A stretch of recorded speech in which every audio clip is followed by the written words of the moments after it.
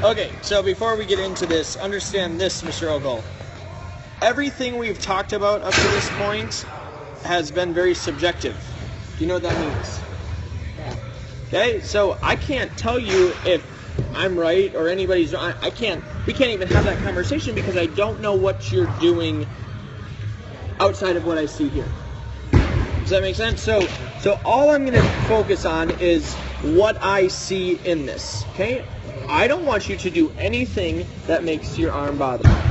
I would never tell you to do something to do it and then it hurts your arm. Like, I would never do that, okay? That's silly, okay? So these are the things that I'm seeing, okay? Top of our leg kick, okay? We have a pretty decent shift in, okay?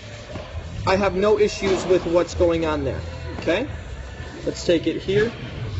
See how well we stay in the center of our foot, okay? So we can see our head is moving inside a little bit, okay? I'm not worried yet, but when I'm looking at the one on the left, but as soon as I look at what's going on the right, I'm looking at your right knee and hip position, okay? So this is where your left knee crossed your front hip, okay? We should see that happen much later. I shouldn't be seeing internal rotation with your knee yet.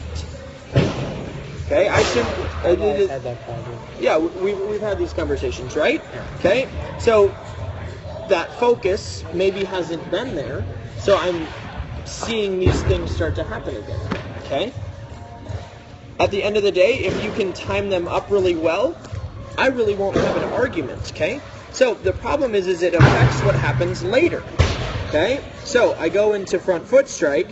Okay, and I see quite a bit of early trunk rotation, okay? If I zoom in and watch your left leg, okay? So this is where I'm not just saying this, I'm looking for when does this firm up? Boom, really quick. So foot strike and front leg stabilization happens almost simultaneously. That's fantastic. That's an easy thing to time, okay? That's a good thing, okay? So we're firming up right there. It's just a little bit early with things, okay? Just a tiny bit. Okay, so we see our glove side and our chest just a little bit early in relation to stabilization. Okay, this is what, and if you don't believe me, look at how your elbow crosses your face. Okay, so if you watch high-level throwers, you're not going to see the elbow cross the face. You're going to see it even with the shoulders, and as soon as it gets to this position where it's getting to your head, it would start going into internal rotation. It would start snapping into internal rotation.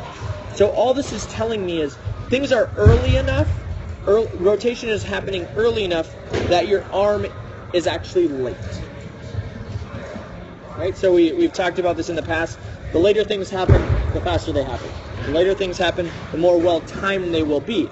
So when things are early, the reaction is slower. My body's literally slowing down to try to make myself on time. Right? So if I'm opening up early, my body will want to decelerate. Okay? So at the end of the day, I know that you can be here sooner. I know that internal rotation should happen before your elbow crosses your face. I would assume that your elbow is bothering you because of this. I would hurt too if my elbow was going this far in front of my face. Okay? Does that make sense? Yeah. So, I am under the impression, okay, that what happens at the beginning is negatively affecting what's happening at the end. I think we need to do a better job of getting our hips to be loaded longer. That front leg can't come out from under us right away. Right? Watch the best throwers. Their front leg comes out from them much later in the process. They keep their hips closed much later, much longer in the process. So hopefully you're seeing the things that I'm seeing. Okay? Again, this is really, really close. But then why is this happening? Why is this elbow coming in front of our face? So the things that you should be looking for is how do guys load their hips down the mound? How do they hold that back leg position as they load down the mound? When does their front leg come out from under them? And then these are just the things you're looking for. So if you watch a video of somebody else, you would be looking for these things.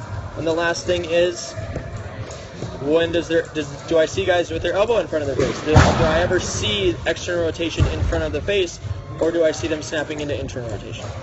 Those are the things I'd be looking for.